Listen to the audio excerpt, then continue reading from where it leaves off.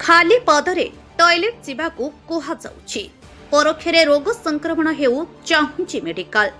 एहिपरि घटना देखिबाकू मिलिछि भद्रक नुआ मेडिकल एमर्जेंसी विभागर ग्राउंड फ्लोर रे थिबा आर्थोपेडिक 63 नंबर एमर्जेंसी वार्ड। एठारे वार्ड भितरकू चपल नेबा मना, ना नहीं परिबे रोगी ना नहीं परिबे सहयोगी। रोग संक्रमण वर्धिबा पई वार्डर रोगी बेड पाखरे चपल रहिबार नियम थिबा बेले ताहा पालन करा जाय नाही। शौचालय पाखरे 2 ରୁ 3 हळ चपल रहिबा कथा, किंतु ताहा रखा जाय नाही। खाली पादरे रोगी जाउछंती शौचालय, सहयोगी भी जाउछंती शौचालय।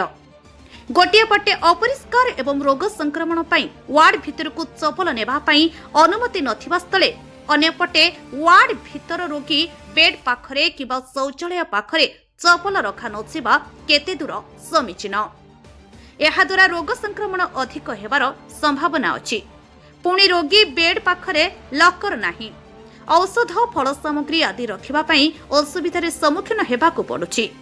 एहाको विचार करी मेडिकल कर्तृपक्ष बेड पाखरे लकर एवं शौचालय पाखरे 2 ରୁ 3 हळ चपल रखिबा व्यवस्था कले रोगी विभिन्न रोग संक्रमण रक्षा पाई परिबो।